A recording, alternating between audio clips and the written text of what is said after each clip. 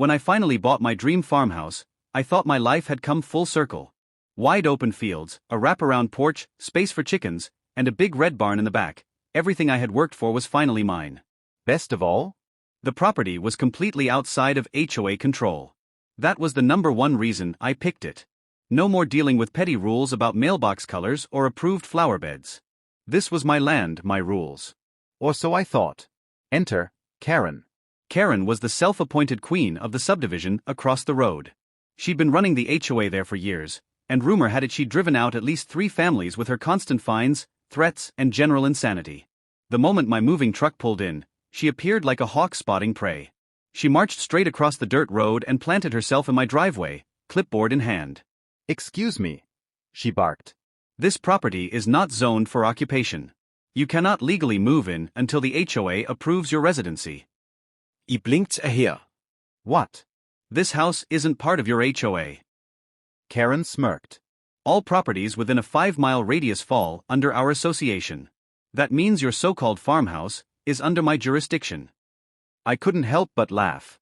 "Lady, this house was built in 1920. Your HOA didn't even exist until 2003. You have no say here." She huffed, scribbling furiously on her clipboard. "Failure to comply will result in daily fines of $500. I'll also be reporting you to the county for illegal occupancy."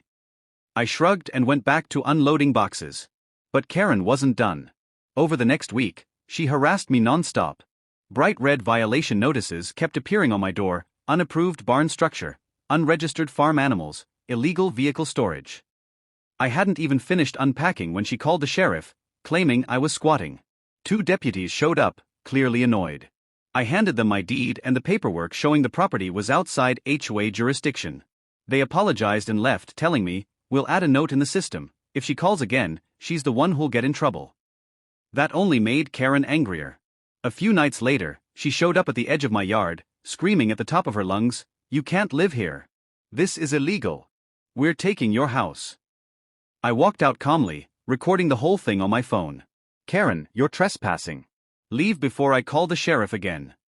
She yelled back, "I am the law here," and stormed off into the night. That was her mistake. The next morning, I went down to the county clerk's office and filed a harassment complaint, turning over my videos, the fake violation notices, and a copy of my deed. The clerk sighed and said, "You're not the first person she's tried this with." Within a week, Karen was slapped with a restraining order. She was legally banned from setting foot on my property or contacting me in any way. When the HOA board found out she had been forging violation slips and wasting HOA funds on her crusade against me, they voted her out as president on the spot. The best part? At the very next HOA meeting, homeowners openly mocked her. "You couldn't even control the guy across the road," someone shouted. She stormed out red-faced while the rest of the neighborhood applauded her exit. Now I sit on my porch every evening, watching the sun go down over my fields, chickens clucking happily nearby.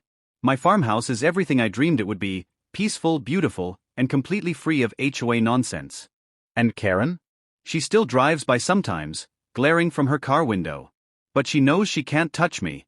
She once screamed that my farmhouse was illegal. Turns out the only illegal thing was her harassment, and the county made sure she learned that the hard way.